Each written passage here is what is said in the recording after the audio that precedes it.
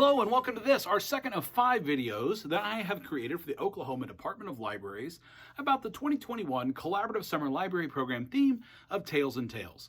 My name is Will Stuck and I'm really happy to be with you guys over this series of videos.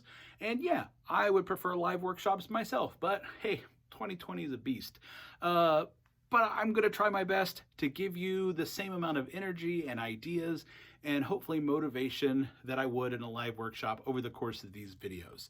Now, if you're just now watching this is your first video you've watched of the 5 and you didn't watch the preschool one because you don't do preschool programming, but you want to know who I am and why I'm talking to you, go back and watch the first 15 minutes of the preschool program.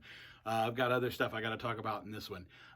So if you go back and watch that first one, you'll learn who I am, why I love libraries, my passion for summer reading, where that comes from, my end goal and hope of a takeaway from you whenever you attend a live workshop or watch these videos. If you're interested in any of that, go back, watch the first 15 minutes of the preschool video. This video is going to be all about children's programming and that theme. But before we get into that, there's a couple other things I have to tell you. One is I want to remind you, if you have any questions, if during this video I say something and you go, what? Well, can you tell us about a little bit more about that? Since this isn't a live workshop, you can't just flat out ask your screen because it's a screen. It won't talk back to you at this point. But you can send me emails. You can send me messages. At the end of this video, I'll give you my website with that has a contact form, my direct email. I'll show you all of my social media links. You're more than welcome to contact me whatever way is most convenient for you if you have a question. I would also love to hear from you if I say something in the video and it springboards you to go down another path. Like you're like, oh, that's not bad, but what if we did this and this and this?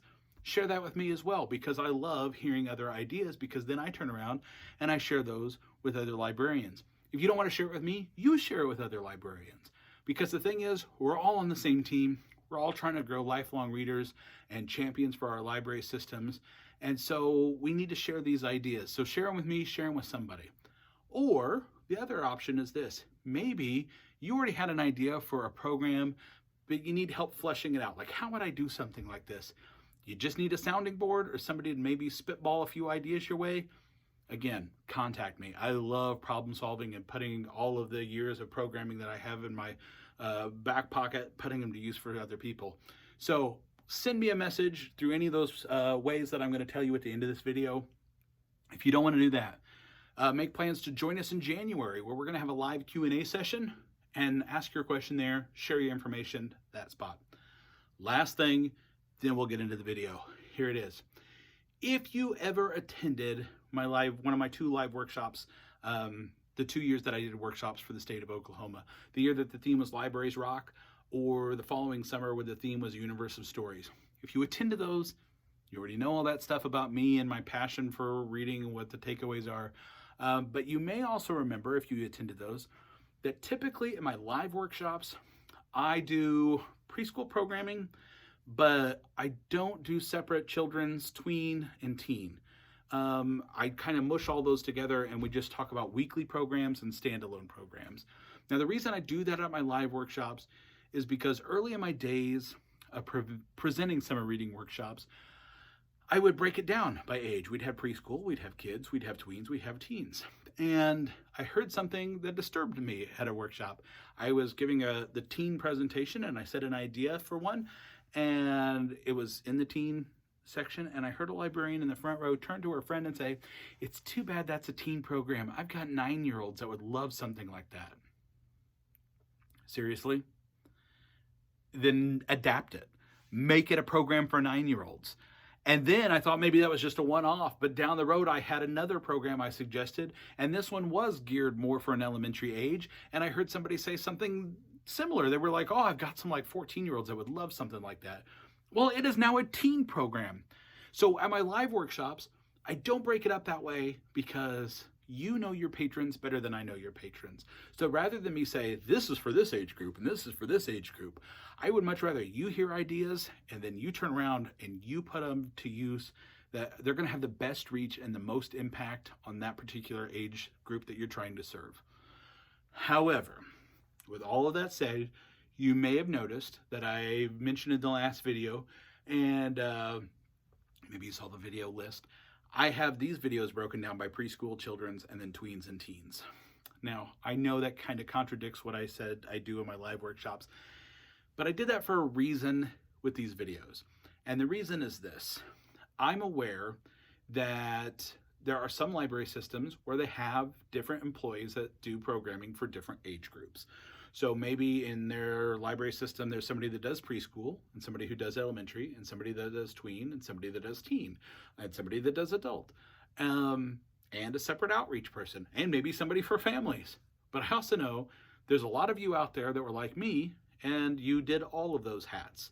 But for those people that are that way, rather than making them have to set through multiple videos to get the information, and they can just pinpoint and go to whichever video they want to go to. I hope they watch all of them, but the reason these are broken up by age group is just so if you serve a specific patron demographic, then you can hop right to that video. That's why it's this way. I will also say this though. When I present at my live workshops, weekly versus standalone programs, I am fully aware that the weekly ones, the repeat, the series programs, they're going to serve more of the elementary age than the teens because frankly, getting teens to commit for multiple visits can be way more challenging than just getting them to show up for a standalone program. So in today's video, we're probably going to cover a few more weekly or series type programs than in the next video where we're talking tweens and teens and I'm talking more about standalone programs. I'll give you a little bit of both for each, but my experience has been weeklies better for elementary, standalones better for teens. So with that being said, how about we jump into the contents of this video? Now, when we started the last video talking about preschool programming, I told you that I was going to mention in all three of the first three videos kind of my thoughts on the importance of using the theme for programs for the specific age group in the videos. Spoiler alert, for the preschool, I don't think the theme is terribly important. Makes your job a little bit easier in a lot of cases, but for the most part, preschoolers could care less if there's a theme.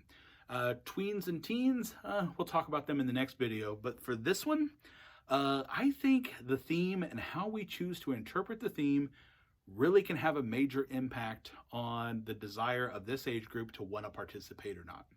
So part of that is we have to find a way to adapt the theme that's going to best excite our patrons of this age group. That's kind of what my goal always was.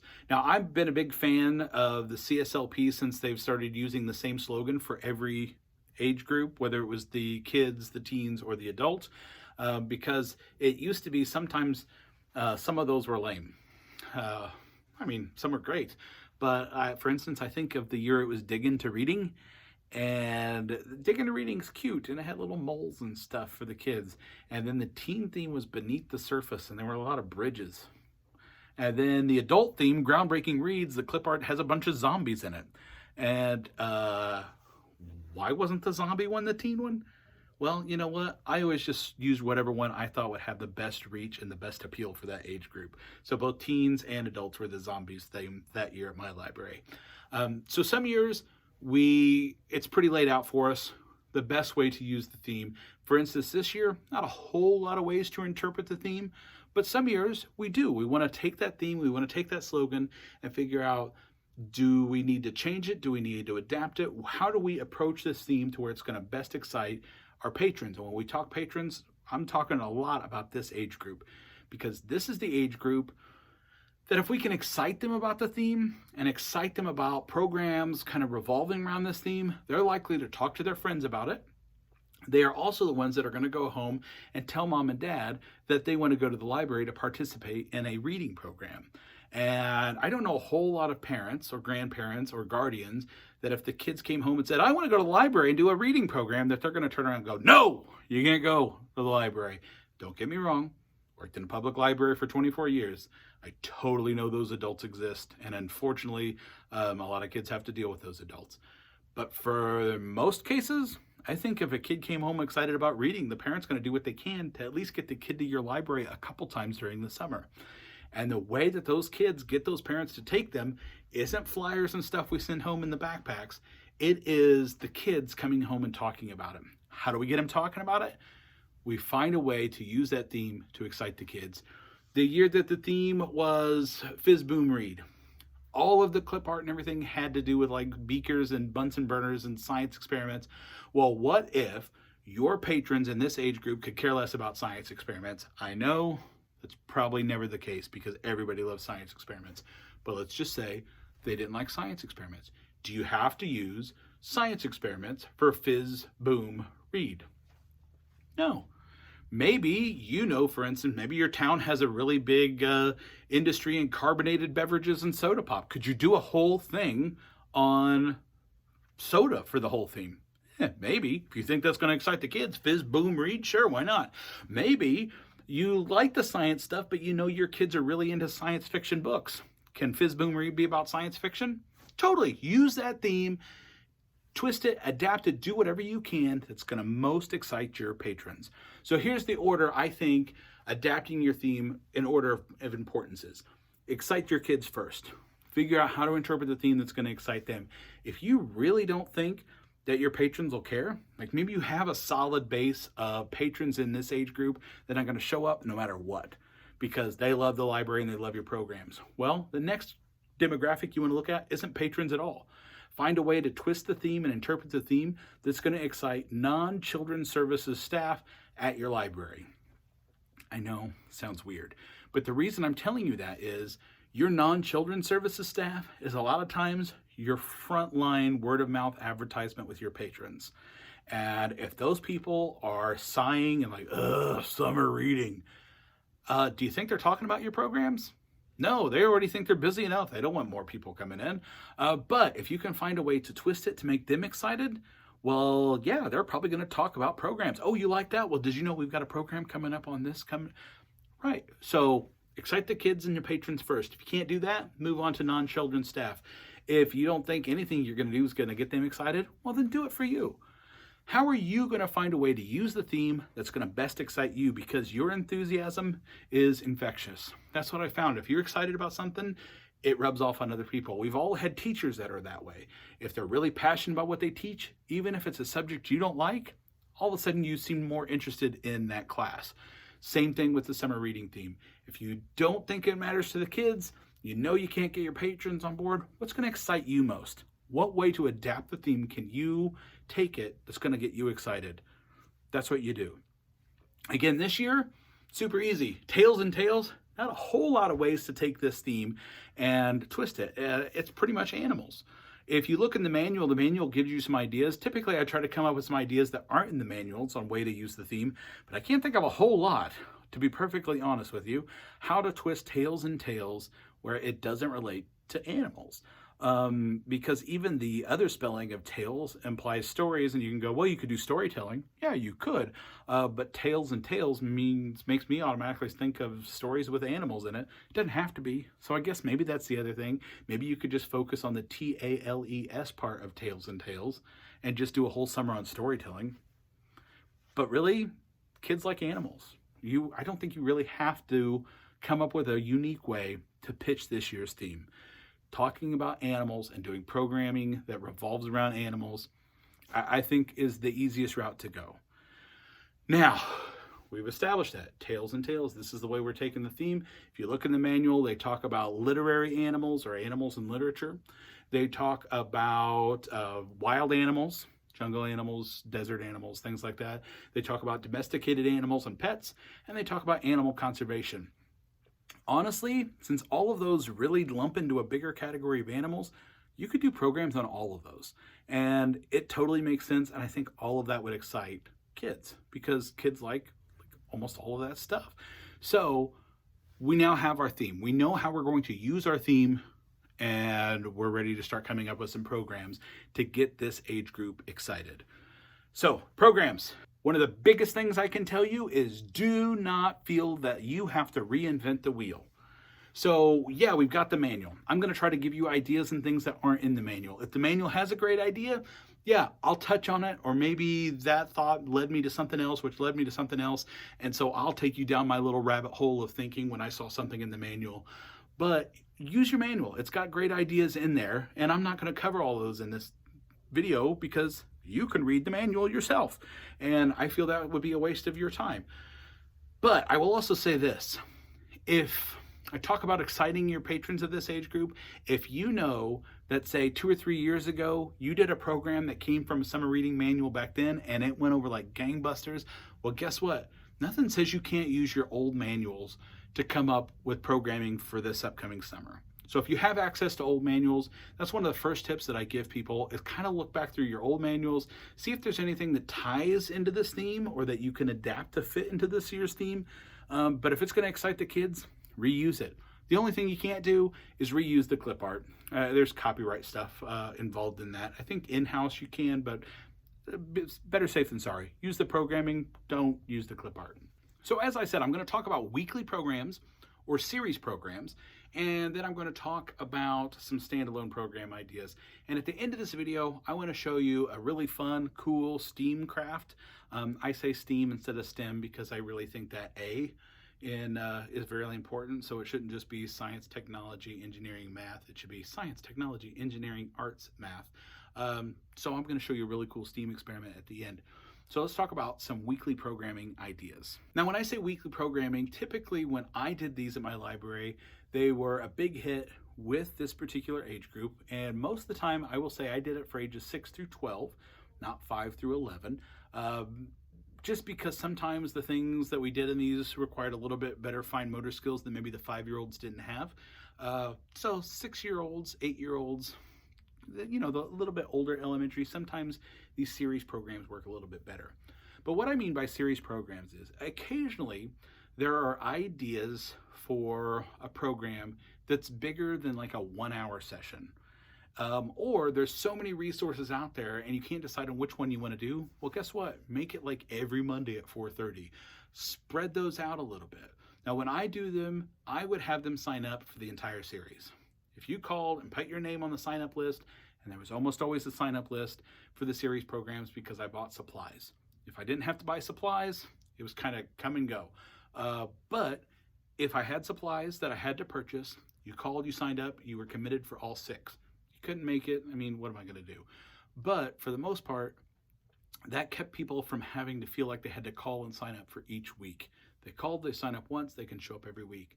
Now, some of the weekly programs I've done over the years that went over great was like when it was the mystery theme, we did a spy school and we got secret code names, we learned about disguises, we learned about secret codes and ciphers, we made spy gadgets, and we did that over like 5 or 6 weeks. So it was kind of fun. I assigned to kids when they came in the first week, we talked about what it means to be a spy. And we talked about famous spies and they got their spy code name. And then from that meeting forward, every time we got together, they had their little name badge that I made for them and we could only address them by their spy names. And the kids loved it. And it ended with a spy test where they had to crack a code and I made a laser grid with red yarn. And they had to go through that without like triggering the bells I had on the yarn. That whole idea of progressive learning over the 5 weeks or 6 weeks or 7 weeks or however long you choose to take it, the kids seemed to really, that really appealed to them, this idea that they were working towards a goal. They didn't always work towards a goal. For instance, one year we did Time Warp Wednesdays. And each week we talked about a different period in history. And I would talk maybe 10 to 15 minutes about that particular period in history, and then we would do a craft relating to that time period, and we would play a game from that time period, because that's one of the cool things about games is you can find them for basically all time. So we would talk about the Vikings, and that week we made a medallion out of some bronze where you can just use a pencil to make like engravings in it. And then we also learned how to play the game Cube, which is Viking chess. We learned about Civil War medicine one time, and then we ended up doing a craft of some rag dolls, but we also learned how to play the game Graces. So that one, there wasn't an end goal, but they knew each week we were learning about something different and unique and fun, and they were all on board with it. However, of all of my weekly programs, and I did so many more than that, of all of my weekly programs, the one that was the biggest hit ran for 20 years. Now keep in mind, I only worked for the library system for 24 years. So that means for all but 4 years of my library career, I did this weekly repeat program, and it was called Art in the Library. Now, Art in the Library was basically me using one of my first loves, which is art, and actually putting my bachelor's degree to use because I have an art history degree, which is why I'm doing this now. But anyway, I love art and I love talking about art as well. And so I would spend 10 to 15 minutes each week of this art in the library class talking about an artist, an art movement, an art technique, and then we would do like 45 to 50 minutes of an art project tied to that particular subject. Now, if you're thinking, yeah, but Will, I don't know anything about art. Well, here's the thing. Kids love art. Even kids that don't consider themselves to be good drawers, if you can show them simple techniques and boost that confidence.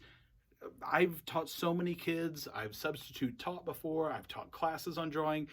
Kids like to learn how to draw things. And at all of these different weekly things, I can guarantee that I spent time studying the week before, because I'm a big fan of telling kids, I don't know. I like it when adults can tell kids that. And then I turn around and I learn the material myself. And then that kind of justifies my job as a librarian. It justifies books. It justifies the library. Plus, again, it just shows them that adults don't know everything. And sometimes we have to learn stuff too. So even if you don't know the art history or the art techniques, learn. And then turn around and teach them. They will appreciate it. I will say this. I told you I would mention if the manual says something that springboards me down a rabbit hole, and that's kind of what made me think about this art program, is there's a part of the manual where it talks about fingerprint and thumbprint art, where you use a stamp pad and you press your thumb into it or press your index finger into it, and then you take a fine tip marker and you add legs and stuff, and you turn the thumbprints into little animals. Well, I saw that and I got really excited. I instantly flashed back to when I was a kid and I went to my local library, the one that was only 6 blocks from my house, and I checked out an Ed Emberley book that was all about that. And same Ed Emberley that did Go Away Big Green Monster. And I remember taking that book home, and my dad had his own home business, and I remember taking his stamp pads because I got in trouble because I left them uncovered. But I spent the whole day making these cool thumbprint animals from this Ed Emberley book. So even something like that, you could apply to a weekly art class. And speaking of Ed Emberley and drawing books, besides those thumbprint books, I learned early on the importance of the Dewey Decimal System, how if I could find my number, no matter what library I went to, if I went to that number, I would find my subject. So loving art, I knew that if I went into my 741s, I could find more drawing books and art books. And besides the thumbprint art, Ed Emberley has some awesome Learn How to Draw Animals books. And even if you watching this right now are like, I don't know how to draw, I guarantee, and I hate guarantees. I especially hate guarantees at library workshops and conferences where people say, I guarantee this, because I don't think you can guarantee anything because you don't know their patrons. But I can guarantee this. I guarantee if you get at one of the Ed Emberley drawing animal books, you can learn how to draw animals. And they're so simple, you can turn around and show other kids, or show the kids, how to draw animals. So let me show you real fast something that I remember even now, years and decades later, how to draw a lion using the Ed Emberley method. Now, I don't have a copy of the book with me, so this is purely going by memory. So if you have a copy of the Ed Emberley animal drawing books, look it up. I can't be too far off. But here's how you draw a lion. Get a piece of paper and a pencil and draw along with me. I just want to prove a point that anybody can do art and anybody can draw animals. So if you've got your pencil and you've got your paper ready, let's learn how to draw a lion the way that I remember the Ed Emberley book teaching you how to draw a lion. It would always start this way. He would say, can you draw these things? So let's see, at the top of your paper, let's see if you can draw these things. Can you draw a rectangle that looks like a door? Can you draw that? Does it have to be perfect? Is mine perfect? No, it doesn't have to be perfect. Can you draw a rectangle? Okay, perfect. Next, can you draw an upside down heart? That's probably the hardest one. Can you draw an upside down heart? Great. What about a triangle? Really, you can draw that too. What about, can you draw that shape? You can draw that shape, kind of an angled C. Can you draw it the other way? You can draw it that way too? Oh boy, this is easy. Okay, what about, can you do a dot? You got a dot. Okay, what about a straight line? Can you do a straight line? Really? Okay, how about curls? Can you do that? Perfect. Okay, if you can do all those things, we can draw a lion. So let's draw a lion. I'm going to show you how to draw a lion. We're going to draw that rectangle, but we're going to draw a little bit bigger on our paper, like that. So draw a rectangle. And I'm going to fix mine because I'm drawing at a sideways angle here. Okay, just like that. Got it? Okay, good. Now we are going to draw our upside down heart. Right like that. Got that far? Okay, let's do our triangle this time. So this time we're actually going to put the flat of our triangle right there, and then we're going to bring that point down and go ahead and color that triangle in. Got it? Let's go ahead and do 2 more little bitty triangles right down here on the bottom of our heart. Perfect. Okay. What about our 2 dots? We got 2 dots? Okay, let's do our squiggles. We're going to jump over and do our squiggles real quick. And we're going to have these squiggles go all the way around our lion's head like that. Now let's do our half circles. And let's go ahead and put a line in there too. So we're going to do our C's, but we're going to also put a line in there. And let's do another little C on the inside. Got it? All right, last thing, last step. We did the curls, we did the lines, we did the dots, we did the C's, we did the triangle, we did the heart, we did the rectangle. Let's do 3 more straight lines on this side and 3 more on that side. Guess what you just drew? You just drew a lion. See how easy it was? And it didn't even make you mad. If you could draw these things, you could draw this. This is how the Ed Emberley books taught drawing. So even if you don't think you're a very good artist, taking just a minute or 2 to learn a simple technique like this to turn around and teach kids will make them super happy. See, I told you, super duper easy. We were able to draw a lion just because we could draw those few simple shapes. Now, the Art in the Library program, I mentioned it because honestly, there's so many art projects you can do relating to animals, but you go as big or as little as you want. Here's an image real quick that I want to put up on your screen. This is probably from, honestly, my top 2 or 3 favorite lessons I ever did over the 20 years. I liked it so much I repeated it 3 or 4 times. As you can see in this picture, it shows a bunch of kids sitting in a dimly lit room underneath some tables. Well, for this particular week, we learned about Michelangelo and the Sistine Chapel ceiling. And so I talked about Michelangelo and how even he thought he wasn't a painter, he was a sculptor, but how he worked as a commissioned artist where a patron would hire him and he would do art based on what he was hired to do. And so I, prior to the class, had set all these tables up and had taped drawing paper underneath of them and had the kids sit in other chairs. There's no chairs around those tables. And after they heard about Michelangelo, I said that they were now my commissioned artist and I was their patron. And I said I wanted them to draw me a picture that had these elements in it. And I just rattled off a few things like, I don't know, waterfall, robot, unicorn. And then they got to crawl under the tables, find a piece of paper. And when they got under there, they saw that there were no crayons or markers or anything under there. Well, that's because I explained to them that Michelangelo also couldn't just run to the hobby store to get his paints and carry them up in a little paint sack. He had to mix his own. So I put all of the crayons in another room down the hallway from that particular room and told them they could only bring 3 colors in at a time. That was more just for my own appreciation of letting them see what it took to create art back then.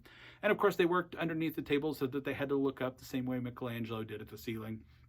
And if you're wondering why the room is dimly lit, that was kind of the last 2 times that I did this. We were in our new library building, and that particular room had a dimmer switch.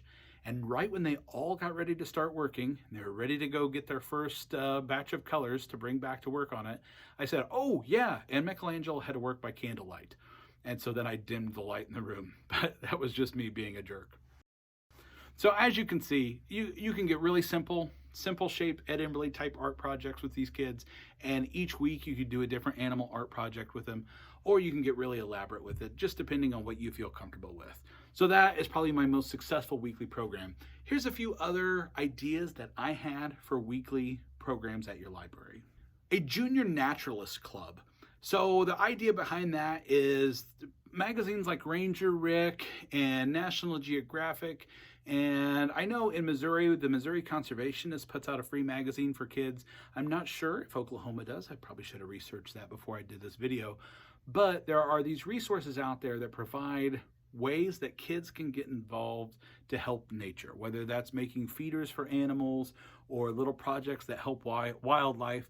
And I could see turning a multiple week class over the summer where kids come and they get to work on these projects, work on how to make a bird feeder, how to make a bat house, how to make like a bee house, all of these different things. And I said bee house, I know what I said. There's a difference between a bee house and a beehive. I've seen pictures, but where they come and they build something to put out in nature that helps animals. So I think a junior naturalist program would work well. You could also take a junior naturalist program and instead of working on specific projects, much like I talked about with the history, where we talk about different historical areas, you could do something where maybe you talk about different habitats. So the desert habitat and the tundra habitat and the jungle habitat and and within those, you can actually focus and do projects, craft projects, art projects relating to animals that live in those different habitats. So I think the possibility of having a junior naturalist program would really work this summer. Another idea that I had for a weekly program would be a cryptid club. Now this one, honestly, if I was still working at a library, there is a 99% chance that I would have a cryptid club this summer. And for those of you not aware of what I'm talking about cryptozoology. Basically, a cryptid is things like Bigfoot, a Yeti, Missouri Momo, the New Jersey Devil, Loch Ness Monster. All of these creatures that kind of a pseudoscience says exist, but we still don't have any real hard evidence that they do. And I think it would be really fun to have a cryptid club and I would probably do it all up like adventurers and like the spy school. Instead of a name tag, we would come up with some like Lord Haagen-Dazs or whatever. I'm picturing like old timey turn of the century like explorers names for these people, and the kids would have different personas and we would learn about cryptids and we would do projects relating to those cryptids. So something like that I would most definitely run with this summer because, well, I'm weird. Another one that's a little bit more tame, and it would require a lot of maybe tapping into different community resources, but I think would also be fun, is to have like a working animals presentation where maybe each week they got together and they learned about different animals that have jobs, and it'd be awesome if the animals could show up. So like a potential canine unit could be there, therapy dogs. I know in Northwest Missouri, there's a handful of cat cafes where it's coffee shops with cats in there. Now, I know there's allergens involved with bringing in live animals into a program like this, but my guess is if it was advertised that there could be animals at the programs, then most likely those kids probably wouldn't sign up for them. But as long as you make everybody aware. But you could also bring in, like maybe have local farmer bring in an animal. I have had sheep show up at my story times in the past. I've had little piglets that have shown up at my story times. I had somebody who once brought a duck to a story time. So any kind of farm animal is technically a working animal. And I think that would be a really fun, definitely more tame than the cryptids, but bringing in working animals for the kids to learn about these animals that have jobs, it would be really cool. And then you could even tie it into historical things like the pigeons that the homing pigeons that they used in the war, or the animals they used for early space exploration. So I think the possibilities are really strong to do a working animals program for multiple weeks as well. So now let's talk about a few standalone program ideas. These are ones where maybe we can't come up with a way to stretch this out over multiple weeks. And it's just like a one-off. Hey, sign up, show up, let's learn how to make this stuff. And I keep saying sign up. I really only had sign-ups, like I said, if I had to purchase supplies and I had a set budget and I couldn't spend over a certain dollar amount. If it was stuff I had on hand, like typical craft supplies, it was kind of show up if you wanted to kind of deal. But here's a few standalone program ideas that I thought maybe you could implement in the summer of 2021. Like I said, no need to reinvent the wheel. One that I would use is, I was telling in the workshops I did for Michigan last year on last summer's theme about fairy tales and all that, I was talking about fairy houses and the popularity of making fairy houses. And you can use them just using natural stuff, or you can make it almost in a terrarium. But we talked about fairy houses, and I know a lot of libraries that were planning on making fairy houses in the summer of 2020 to tie into the theme. And then, well, pandemics hit, and all of a sudden you can't do fairy houses because there's nobody at your library, either patrons or employees in some cases. And so maybe you still really want to do fairy houses. Well, guess what? You can do them whenever you want. But if you want to tie it into next summer, turn that fairy house into a toad house. I mean, technically, you wouldn't even have to do that because we said that Tales and Tales can tie into animals and literature. Well, a fairy would be an animal, so you could still do a fairy house if you absolutely had to stretch it to tie it into the theme. But toad houses are a real thing as well. And a lot of times you'll see them in garden centers, and they're typically little concrete toadstools with a hole in it or something like that, or a little cabin made out of concrete that you set in your garden, and a toad's supposed to come and live in it.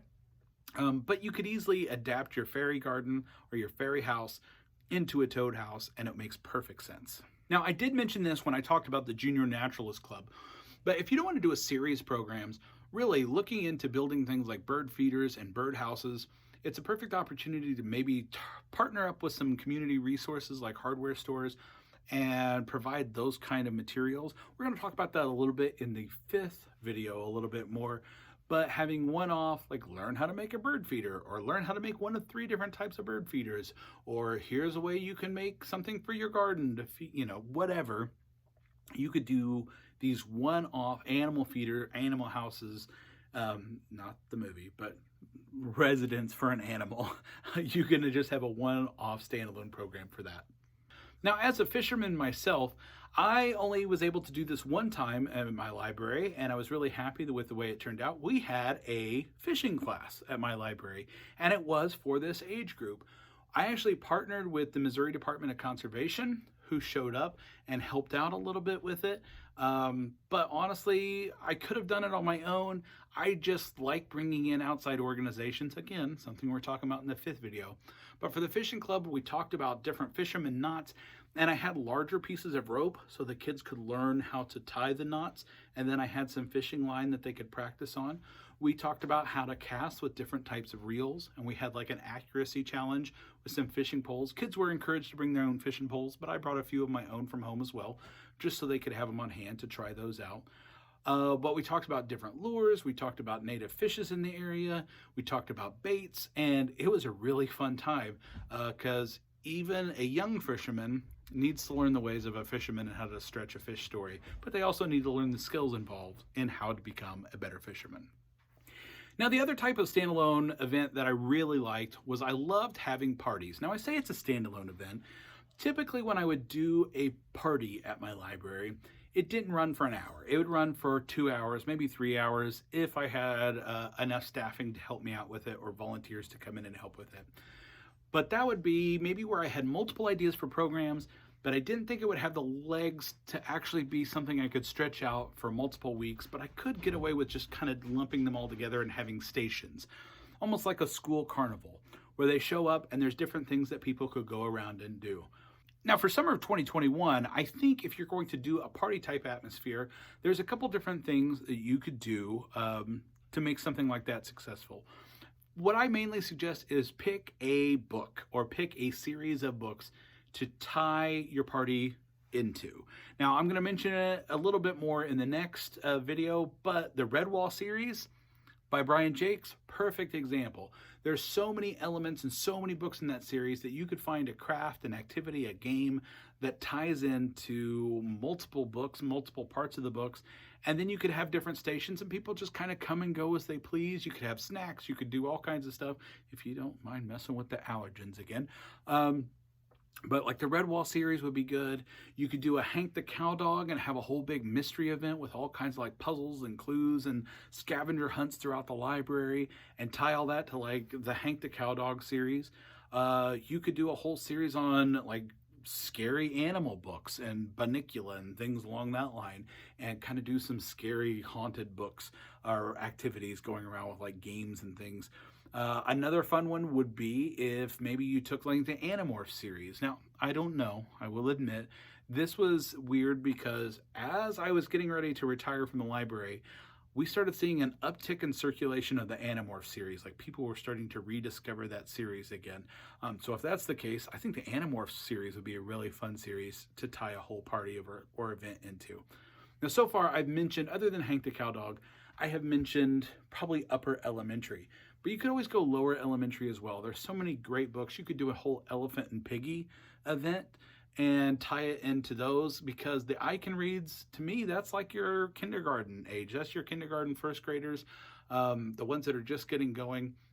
You could do a whole Dr. Seuss event. I know we typically do those in March, but what you're trying to do with these type of party programs is, again, find a subject, possibly a book series, and just that's big enough that you could tie different things into crafts, games, different stations that people bounce around to. And it's just kind of a come as you are, flow in and out kind of event. I did that instead of scheduling it and signing up for it, because typically I would do these on a Saturday, and it was just kind of this open thing. People could bop in for a little bit and then they take off for a little bit. One last standalone program idea that's kind of a party idea, because it's more focused on games than it is crafts, but I think an Animal Olympics sounds like a really fun time. Now, when I say that, I'm talking about games that the kids do that are inspired either by animals or have an animal connection. I'm not talking about animals competing against one another. You could definitely try some different races. I've heard of library systems that have done things like earthworm races before, or snail races, where they draw a target on a piece of poster board and kids bring their own earthworms that they've caught and put them in the middle of the target. The first one to crawl out's the winner. But I've also heard of some librarians that when they heard about that were like shocked and like, oh my gosh, that's animal abuse to the earthworms. Don't tell those people about the fishing program. But if you don't want to do that, I totally get it. But what I'm talking about is you could have different stations and kids can compete in the different stations and win. You could buy really cheap, like Olympic medals. I know through places like Oriental Trading and things like that. But I'm thinking like a beanbag toss, but it's on a poster board. You make a kangaroo, and then you put a coffee can and tape it to the front of it, and you put a picture of a joey inside of a pouch on the front of it, so they have to toss into the kangaroo's pouch. I'm also thinking about maybe like a ring toss where it goes across a rhino's horn. There's games like, I saw a really fun one. Actually, this is a little short video clip of a fun one that I saw on Instagram, where you have a box and the kids reach their arm into a large gray stocking and they have to pick up like ball pit balls and feed it into the elephant's mouth. And that one looks really funny, especially when the elephant isn't secured.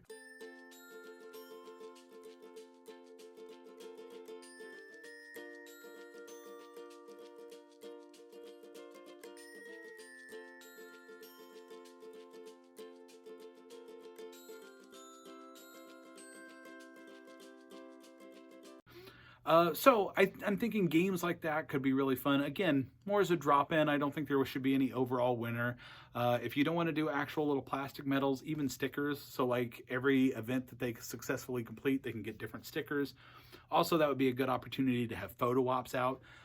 These party events are great for photo ops, especially if you have a sign at the photo op that says like, tag us at whatever, and you give your library's social media handles. We're going to talk more about that when we get to public relations in the 5th video as well. Okay, now I know we didn't have a whole lot of breakaway kind of craft stuff like we did in the preschool programming. That's because I wanted to tell you about all these other things that we had. I do have one craft I want to show you. So like I said, going back and looking at old manuals is a good idea. And if you look in the FizzBoom Read manual, there's all kinds of great STEAM programming in there. But there's typically STEAM programming in almost all of the manuals, and there's so many online resources for STEAM ideas that are out there that you could easily tie into animals. And you don't have to make it directly, again, it doesn't have to force itself to fit into the theme. As it's more important to have a quality program than to make it absolutely fit. But it's all about creativity.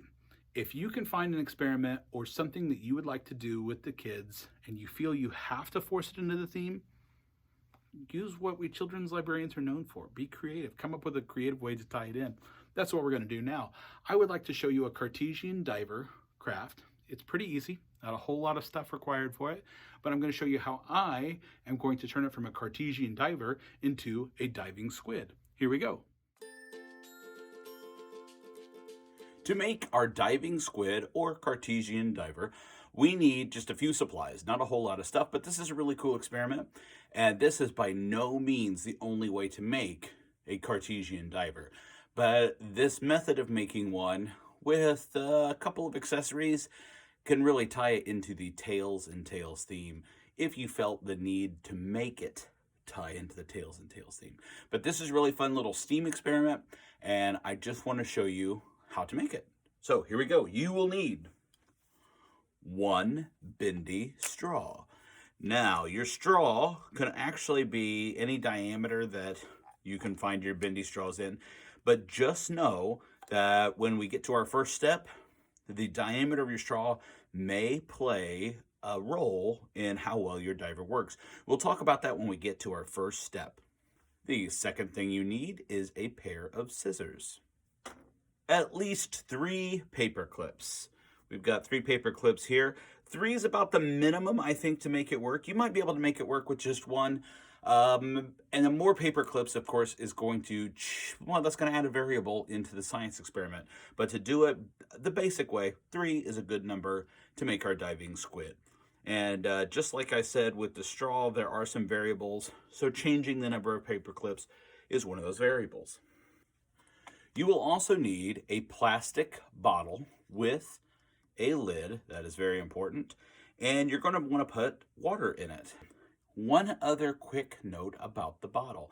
This is a 1 liter bottle. You can do this with a 1 liter. You can do this with a 2 liter. Heck, you could probably even do it with just a regular 16 ounce or 12 ounce bottle as well. However, one of the things I think is the most important, besides the size of the bottle and the lid, of course, is to find a bottle that has a nice, smooth side so that we can actually see our diver in action. If it's a bunch of textures and stuff, we'll be able to see the gist of it, but it won't come through quite as well. So a clear plastic bottle with a lid.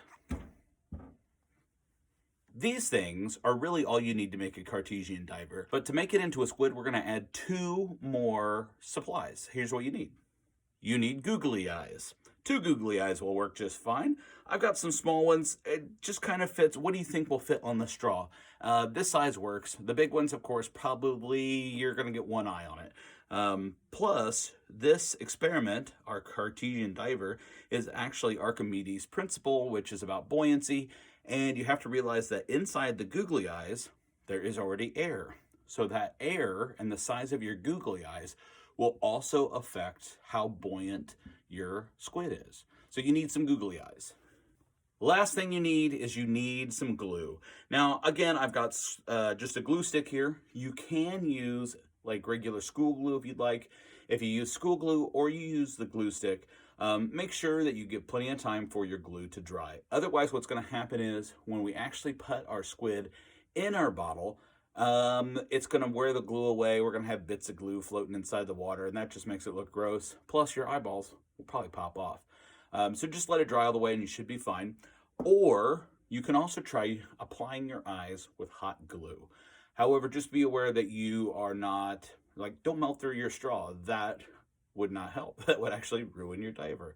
So you can use hot glue, low temp hot glue, if you put it on the eyeball and then apply that to the straw. Don't try to glue directly to the straw or you're liable to melt your straw. So these are your supplies. Step number 1 is to take your bendy straw and you are going to bend it like this. I said in half once, and when I said that, the kids bent the whole straw in half, not where it bends. So just where it bends, you're going to want to fold it down level to where they're running kind of parallel, the part above the bend and below the bend.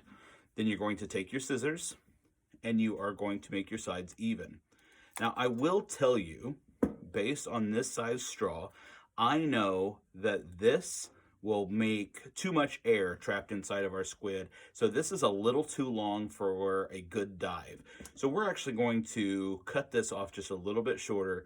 So if you go to make these, I recommend making your straw with its cut probably about 1 inch past the bend on both lengths.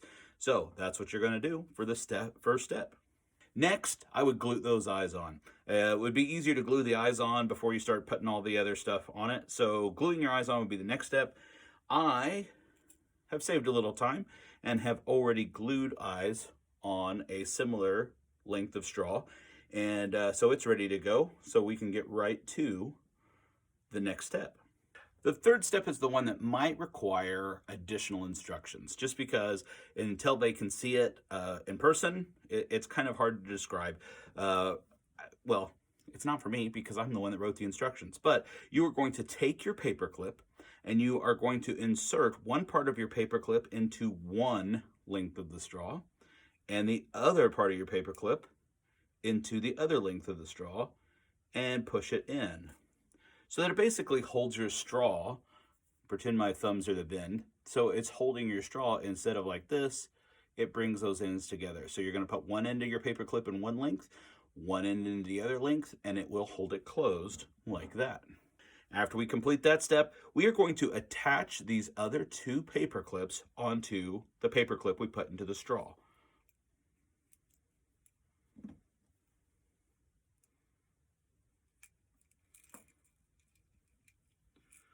Once our squid is complete, it should look a little something like this.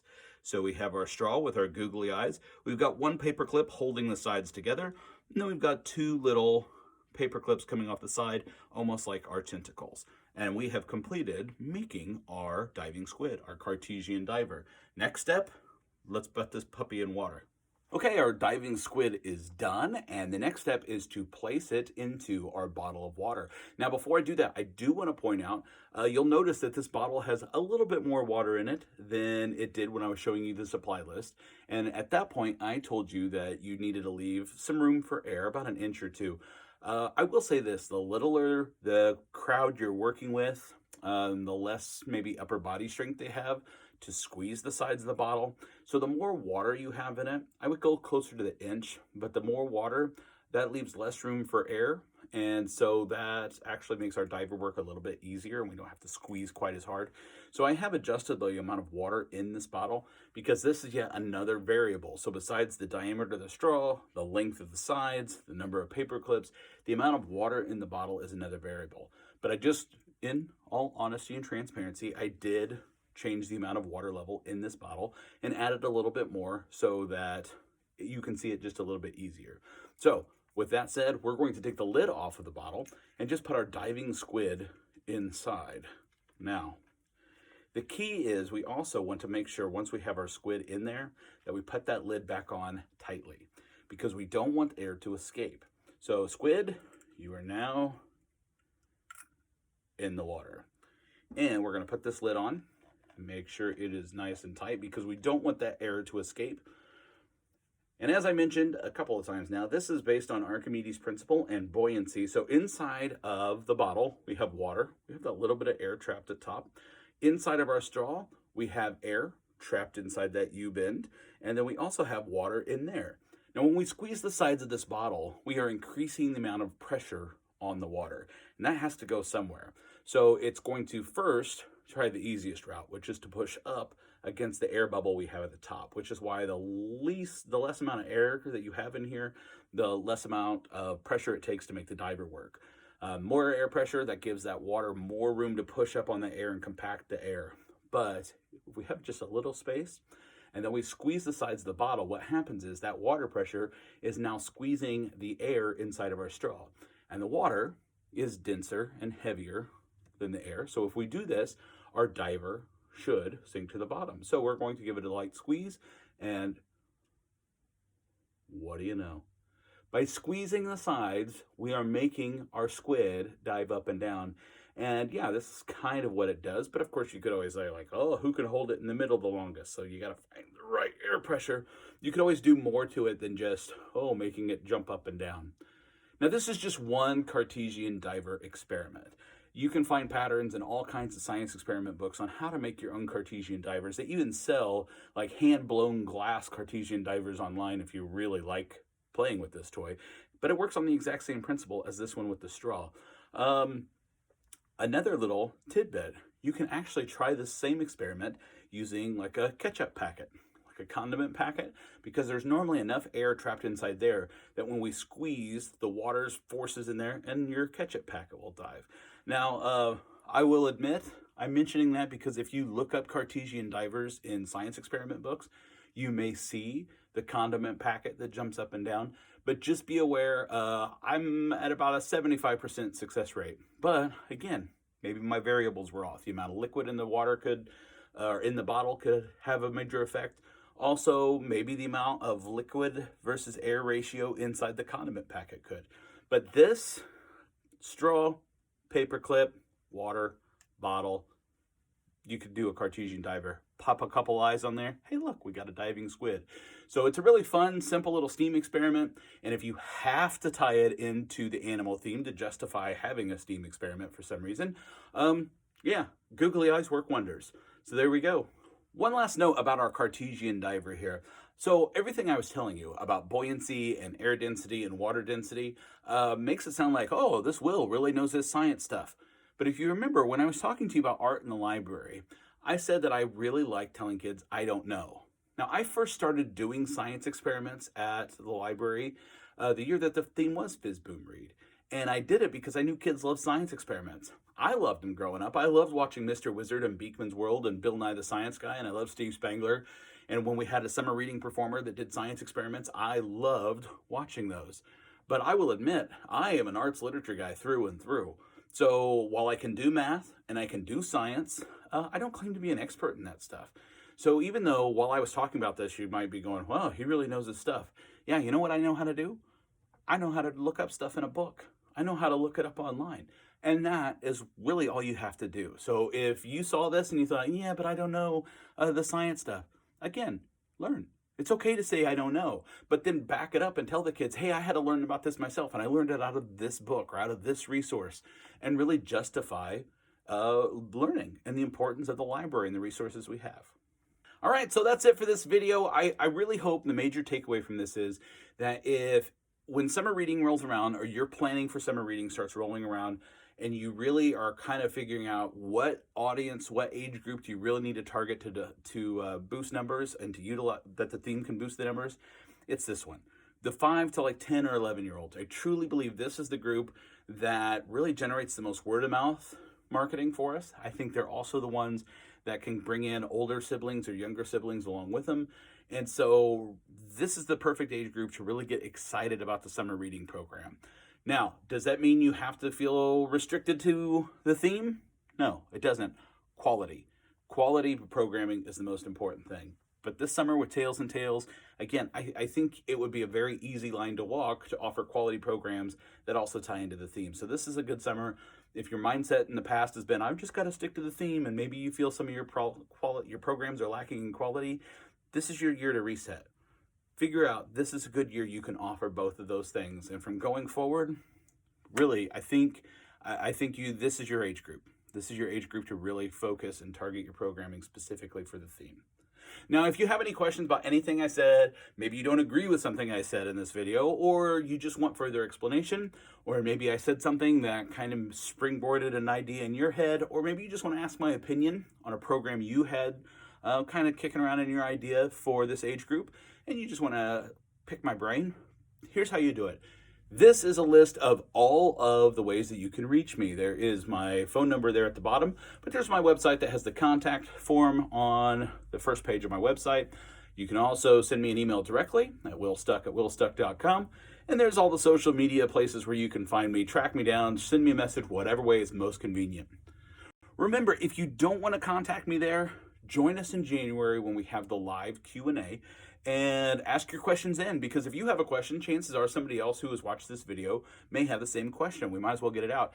Plus, that hive mind is awesome. So even if you don't have a question, but you have some ideas and some input, join us in January and share that information.